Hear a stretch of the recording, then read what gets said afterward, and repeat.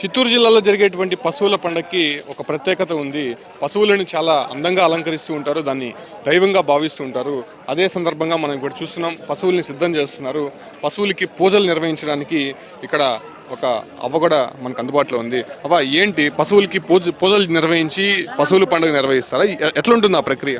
గంగమ్మ పూజ చేసుకుంటాము. మేము పూలు చల్లుతాము గొడ్లకు. నిర్వహించకూడదు, చాలా వరకు గాయాలు అవుతుంటాయి, అది కూడా చెప్తూ ఉంటారు కదా. కానీ మీకెందుకు? మట్టి తోలినాము, అవన్నీ గాయాలు కాకూడదని మట్టి తోలినాము. వాళ్ళు ఏదో మందు పదార్థంలో వస్తే పడిపోతే మేమేం చేయలేము. అది అంటే ఎప్పటి నుంచి చేస్తున్నారా దీన్ని? తాతల ముత్తాతల నుంచి చేస్తున్నారు. అంటే దీన్ని మీరు పశువుల పండుగ అంటారా, జల్లికట్టు అంటారా? మేము పశువుల పండగ అంటాం. అంటే తమిళనాడులో నుంచి మీకు ఇట్లా ఆ సంస్కృతి వచ్చిందా, అంటే ఇక్కడే పుట్టిందా? ఇక్కడే పుట్టిన నుంచి తాతల ముత్తాతల నుంచి పశువుల పండుగ చేసుకుంటాం. ఈ జల్లికట్టు గిల్లికట్టు లేదు మాకు, పశువుల పండుగ చేసుకుంటాం. అంటే ఎట్లుంటుందా ఈ పశువుల పండుగ అంటే? ఆ రోజు ఏం చేస్తారు? ఆ రోజే గౌరవం పెడతాము. సాయంత్రం అయితే దొడ్డికి గొడ్లు వచ్చే కొంచెంకి గౌరవం పెడతాము. మళ్ళీ గంగమ్మ పెడతాము. మళ్ళీ గొడ్ల మీద గొడ్లకు ఆ ప్రసాదం చేసి పెడతాము. గొడ్లకు ప్రసాదం చేసి పెడతాము. గొడ్లు వచ్చిన తర్వాత అన్నీ చేసుకుంటాం. గొడ్లు కడుక్కొని పూజలు చేస్తాం. అంటే చాలా మంది ఈ పలకలు కట్టేసి దాన్ని పట్టుకోవడానికి ప్రయత్నిస్తారు కదా, సో అది ఎట్లా వచ్చింది? వాళ్ళు ప్రయత్నిస్తారు, పట్టుకోవాల్సిందే అది వాళ్ళు కట్ట. అంటే వాళ్ళు దాన్ని చేజిక్కించుకున్న వాళ్ళని ఎలా చూస్తారు అసలు? ఆ సంవత్సరం అంతా హీరోలుగా చూస్తారంట కదా. అదంతా ఏం లేదు, మనం గొడ్ల ఎద్దులు తరుముకుంటాం, మనం గమనుంటాం వాళ్ళ ఇంట్లో వాళ్ళు అంతే.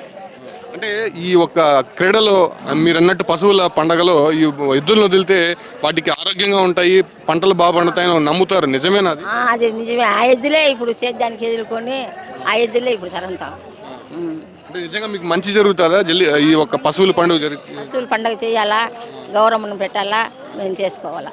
అంటే దేవుడికి పెట్టిన తర్వాత మీరు ఈ పశువుల పండుగ పెట్టుకొని వచ్చినాము, ఆ పశువులు తరంతాం ఇప్పుడు.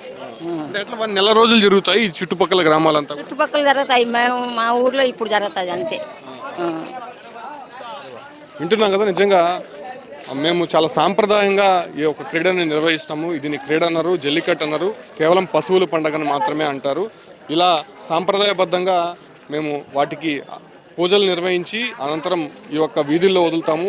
దాన్ని పట్టుకోవడానికి యువకులు ప్రయత్నిస్తారు. కాకపోతే ఆ ఒక్క పశువుల పండుగలు అంటే ఈ పశువుల ఉత్సవంలో పాల్గొనేటువంటి ఎద్దులు కావచ్చు, లేదంటే ఆవులు కావచ్చు, సంవత్సరం అంతా కూడా ఆరోగ్యంగా ఉంటాయి. దాంతోపాటు కూడా మా గ్రామాలంతా కూడా సుభిక్షంగా ఉంటారు, పంటలు చాలా బాగా పండుతాయి అనేటువంటి ఒక నమ్మకం మాకుంది. ఇది తాత ముత్తాతల నుంచి వస్తున్నటువంటి సాంప్రదాయం కనుక ఈ ఒక్క పశువుల పండుగని చాలా వైభవంగా నిర్వహిస్తామని చెప్పి కూడా ఇక్కడ ఉన్నటువంటి గ్రామస్తులు స్పష్టం చేస్తున్నారు.